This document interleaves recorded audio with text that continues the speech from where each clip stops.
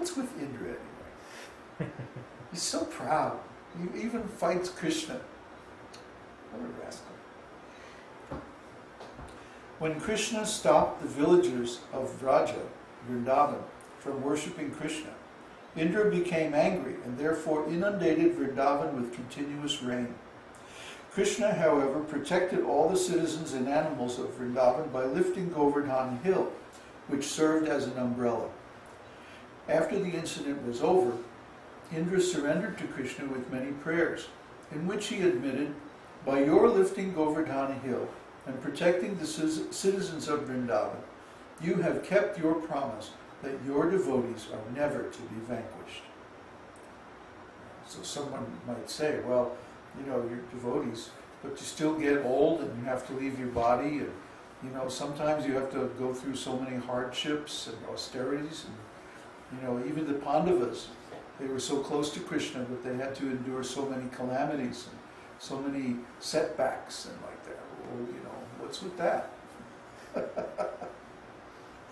Well, how can Krishna prove that he protects his devotees unless his devotees need some protection? So especially in his pastimes, often things will happen that require Krishna to protect his devotees.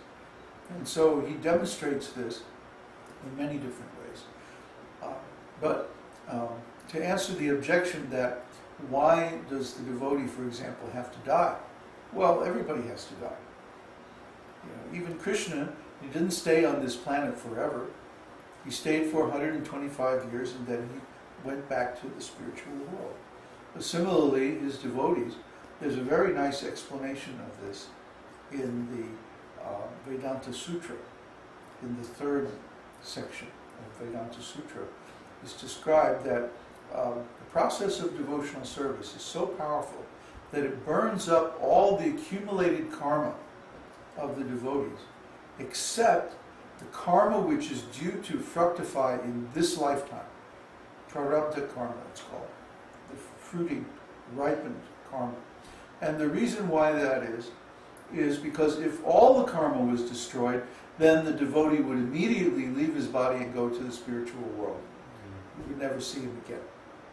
But in order to protect the people in general and to instruct his devotees in particular, Krishna allows those self-realized souls to remain in this world for the duration of their lifetime that they would normally have had, and teach devotional service to anyone and everyone.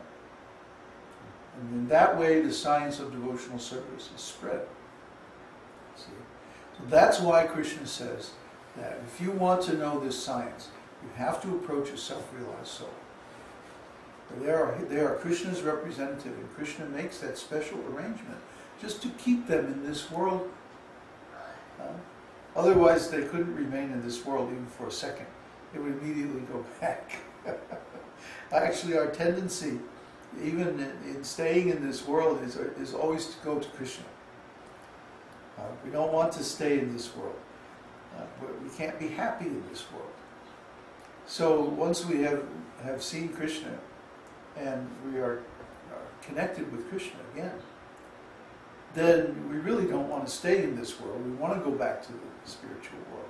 And we know how to go. We can go in a second. But Krishna always says, you know, I have so much service I want you to do. And we're like, oh, okay. Yeah, I'll go and do the service. So we come back, and sometimes we use different devices to stay in contact with the material world so that we can present this science of devotional service. Because if we get too high, if we get too blissed out or too much engrossed in spiritual affairs, then how can we teach nicely?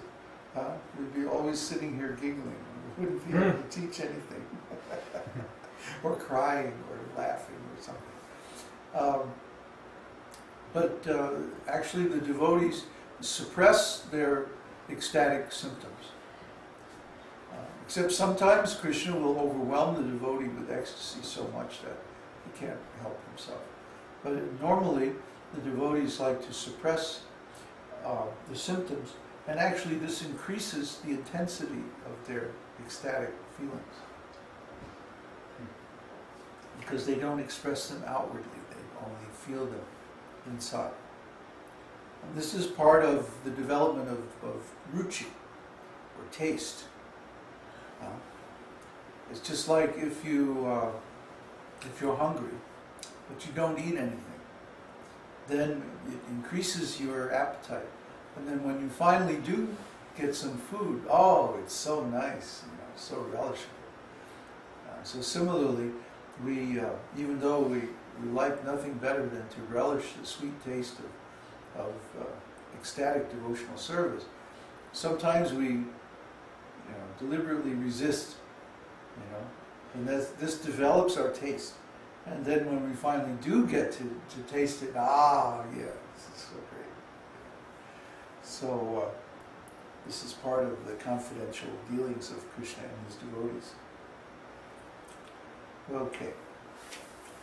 Number 19 is expert judge of time and circumstances. Krishna was very expert in dealing with people according to circumstances, country, time, and paraphernalia. How he could take advantage of a particular time, circumstance, and person is expressed by him while talking to Uddhava about his rasa dance with the gopis.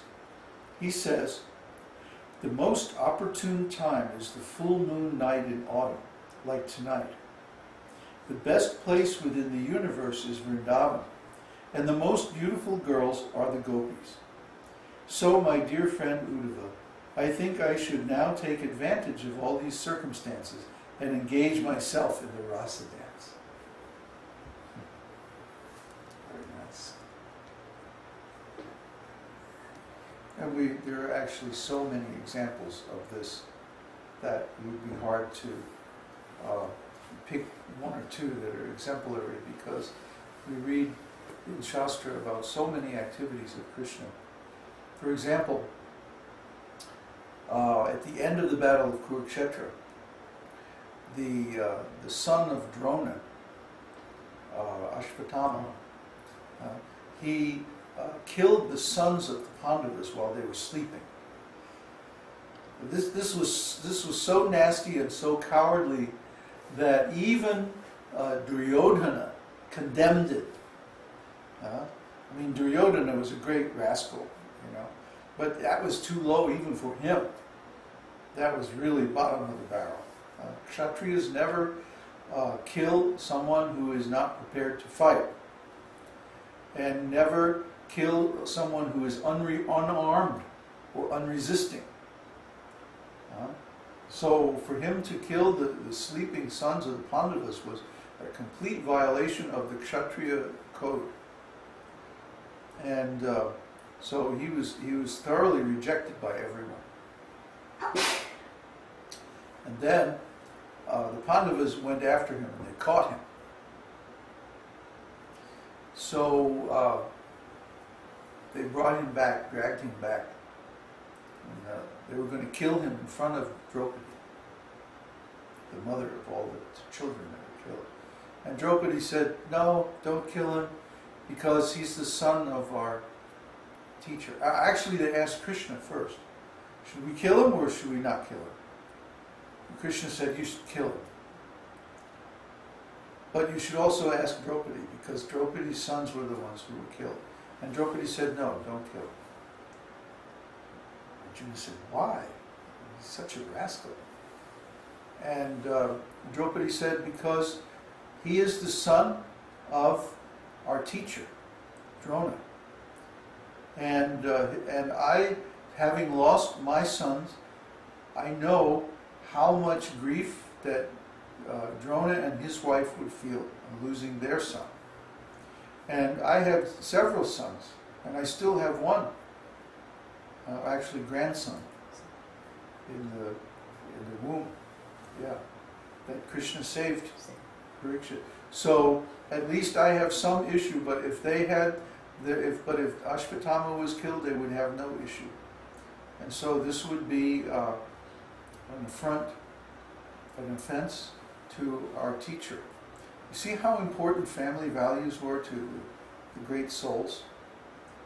See, these family values were so important that even a great rascal who deserved to be punished like that, he would not be punished so that he could, so that they would not offend the elderly family members. So then, okay, Arjuna said, okay, I'll find a way to do this. So he's asked Krishna, so how can we kill him and not kill him? Simultaneously. And Krishna whispered in Arjuna's ear, and then Arjuna took his sword and he cut off all the hair.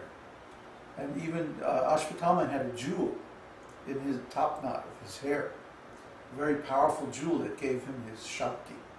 And he cut off the jewel and he cut off his hair, and then he kicked him,